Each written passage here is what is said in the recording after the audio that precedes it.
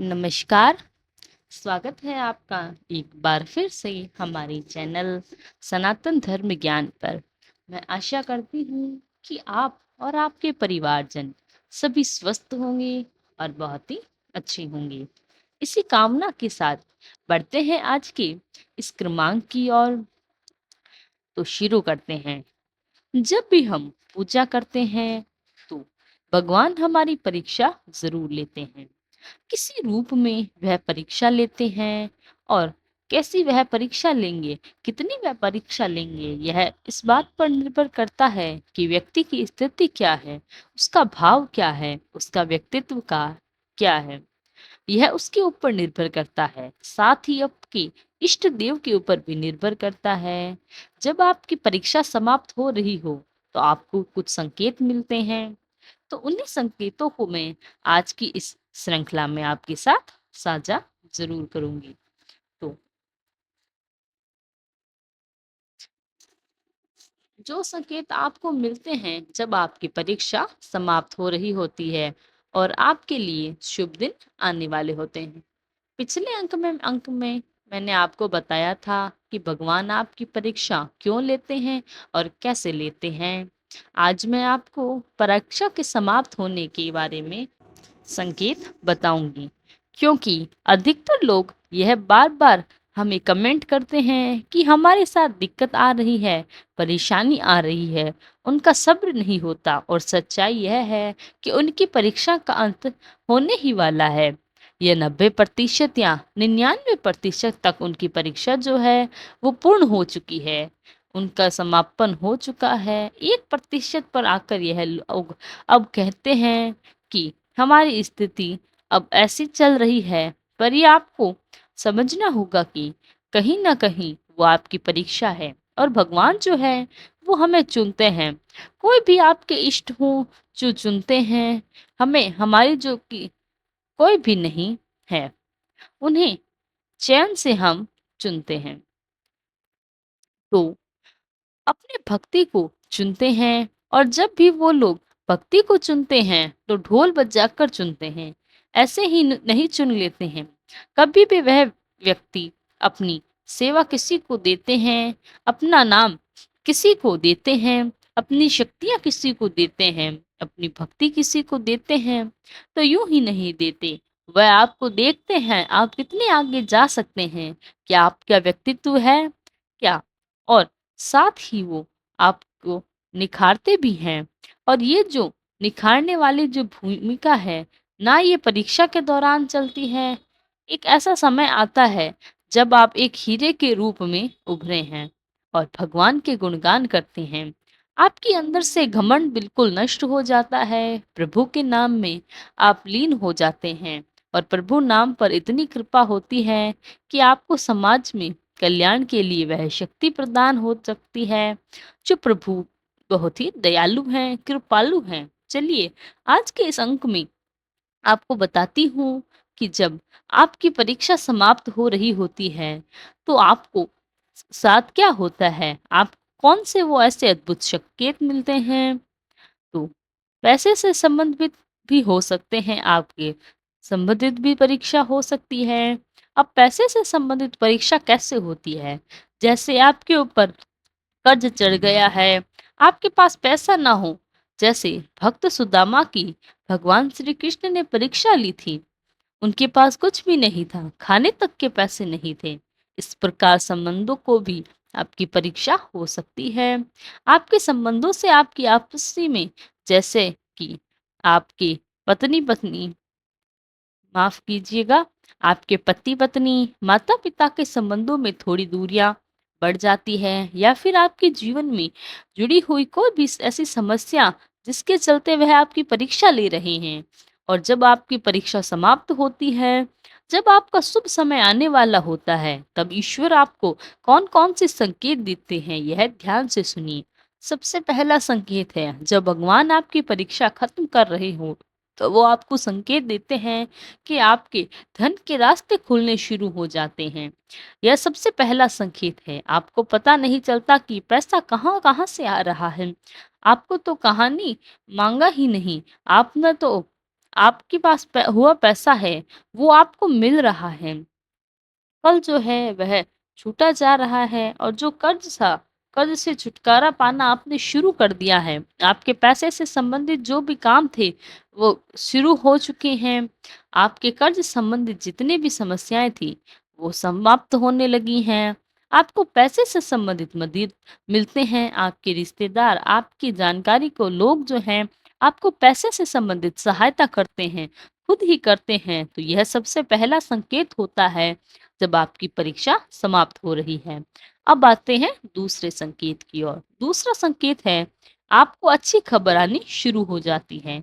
अच्छी खबरें जैसे आपके घर में किसी शिशु का जन्म होना या फिर आपकी कोई नौकरी लग जाए, आपके बच्चे में पढ़ाई में टॉप किया हो, इस प्रकार की अच्छी खबरें आपको आना शुरू हो जाएं। बीमारी जो है वो ठीक होने लगे। कोई भी अच्छी खबर जो आपसे जुड़ी हो सकती है, आपके काम धंधे से जुड़ी हो सकती है, आपके परिवार से जुड़ी हो सकती है, आपके रिश्तेदारों से जुड़ी हो सकती हैं। वो खबरें आपको आना शुरू हो जाती हैं। अब आते हैं तीसरे संकेत की ओर। तीसरा संकेत होता है, सपने में बहुत ही सुंदर देवताओं के दर्शन होना। आपको भी देवी देवताओं के, जिन पर आप विश्वास करते हैं, आपके जो इष्ट देव हैं, जिनकी आप सेवा करते हैं, उनके मुस्कुराते हुए चेहरे, आपकी मन भावक दृश्य आपको दिखते हैं। आपको उन्हें दर्शन होते हैं। मुस्कुराती मूर्ति की तस्वीर आपको अगर दिखती है, यह बहुत ही सुंदर मन भावक, जैसे कहते हैं, ऐसी प्रतिमाएं भी, ऐसी मूर्तियां आपको दर्शन सपनों में होते हैं, तब आप समझ जाइएगा कि अब आपकी परीक्षा खत्म होना शुरू हो रही है। अब बढ़ते हैं चौथे संकेत की ओर कि आप बिना वजह खुश रहना शुरू कर देते हैं। बिना वजह आपका जो मन है, वो अपने आप में आनंदित रहना शुरू हो जाता है। आपको पता नहीं है क्यों, कारण क्या है, यह भी नहीं पता। आप खुद ही आनंद में हैं, आपको संतोष मिलता है, तृप्ति मिलती है। तो यह भी सिर्फ यह संकेत देता है कि अब आपकी परीक्षा का समय समाप्त हो चुका है और आपके जीवन में शुभ समय का आगमन होने वाला है। और अगला संकेत है कि आप ऐसे लोगों से मिलना जुलना शुरू हो जाते हैं, आपके जीवन में किसी न किसी तरह से सहायता प्रदान करते हैं, किसी भी तरीके से, जैसी भी हो। आपकी बीमारी में आपकी सहायता करते हैं, आपकी नौकरी में सहायता करते हैं, आपके परिवार से जुड़ी संबंधित परेशानियों में आपकी सहायता कर सकते हैं। हर प्रकार की परेशानियों का निवारण करने वाले प्रभु आपको ऐसे लोगों से जोड़ना शुरू कर देते हैं, तो समस्याओं का निरावरण करते हैं, आपको सुख जीवन में आपकी सहायता करते हैं। ऐसा भी हो सकता है कि जैसे आप मान लें, उदाहरण के तौर पर आपका कोई काम है, आपका कोई व्यवसाय है, उसमें आपको ऐसा व्यक्ति मिल गया जिसने आपका सारा कारोबार संभाल लिया। हाँ, आपको काफ़ी शांति मिली, आप लाभान्वित भी हो रहे हैं और काम भी सँभल रहा है। तो यह भी प्रभु की ही कृपा का एक संकेत होता है। साथ ही मान लें आपके परिवार में अचानक इतना ज़्यादा प्रेम बढ़ जाए, सभी लोग प्रेम भाव से रहने लगे, एक-दूसरे से सहायता करने लगे। आपको विश्वास ही नहीं होता कि ये मेरा ही परिवार है, ऐसा पहले तो कभी नहीं था। इस तरह का जो प्रेम बढ़ता है लोगों के संबंधों में, वो सिर्फ़ और सिर्फ़ प्रभु की ही देन होती है, प्रभु की ही कृपा से बन पाता है। जब आपकी परीक्षा खत्म हो रही हो, तो तभी ऐसी घटनाएं शुरू होती हैं, आपके जीवन में घटित होती हैं। साथ ही जो आपके घर में छोटे बच्चे होंगे, वह आप देखेंगे कि आपका सम्मान करना शुरू कर देंगे। नौकरी जो अगर आपकी अच्छी लगे शुरू हो जाती है, एक अच्छी नौकरी आप प्राप्त कर लेते हैं, अच्छे लोगों के साथ उठना बैठना शुरू हो जाता है। साथ ही साथ इन सारी चीज़ों में वो सकारात्मकता आपके साथ आनी शुरू हो जाती हैं, तो आप एक बहुत ही अच्छा जीवन जीना शुरू कर देंगे। जो लोग ये कहते हैं कि हमने भगवान की पूजा की पर हमें कोई फायदा नहीं हुआ, तो देखिए, फायदे के लिए अगर आप भगवान की पूजा करेंगे तो फायदा अगर आपको कुछ भी नहीं मिलेगा। अगर भगवान को आप भगवान मानकर पूजा करेंगे तो आपको फायदा नहीं होगा। अगर भगवान को आप अपना मानकर पूजा करेंगे तो 100% आपको फायदा होगा। जब भगवान से आप अपने हृदय के तार जोड़ लेते हैं, तो उस समय भगवान भी आपसे अपने हृदय के तारों को ऐसे जोड़ लेते हैं और वो आपके साथ खुद ही ऐसे जुड़ जाते हैं, जैसे आपको लगे कि मान ले अगर हमारे बच्चे से थोड़ी-सी खरोच भी आ जाए, तो माँ का भाव कैसा होता है। हम उसको तुरंत दौड़कर डॉक्टर के पास ले जाते हैं, हम कुछ भी करने के लिए तैयार होते हैं। घर तक बेच कर के हम तैयार हो जाते हैं, मतलब सब कुछ उनके लिए करने के लिए हम तैयार होते हैं। तो इसी प्रकार का भाव, इसी प्रकार की जो प्रेरणा है, वो आपको देखकर भगवान से आपको जुड़ना है। आपको भगवान को केवल भगवान ही नहीं समझना। तो जब प्रभु के साथ ऐसे भाव आपके मन में उत्पन्न होना शुरू हो जाएं, तो जिस दिन उसी दिन आपके सामने होंगे। जो दिन आपको यह सोच लिया कि प्रभु मेरे हैं और मैं प्रभु का हूँ, आपको उनको मूर्ति नहीं माना, आपने उनको साक्षात मान लिया, आपने उनसे कोई रिश्ता कम कर लिया, जैसे पिता का रिश्ता हो, माँ का रिश्ता हो या भाई का रिश्ता हो। क्योंकि भगवान जो हैं, वो सबके हैं, पर आपके तो क्या हैं, वो आप जानो। आपके जो भाई हैं, पिता हैं, माता हैं, तो आप उनसे जब एक रिश्ता बना लेंगे, तो कहीं न कहीं आप उनके साथ बहुत ही गहरे रूप से जुड़ जाएँगी और वह आपको छोड़कर पल भर के लिए आपके साथ दूर नहीं होंगे।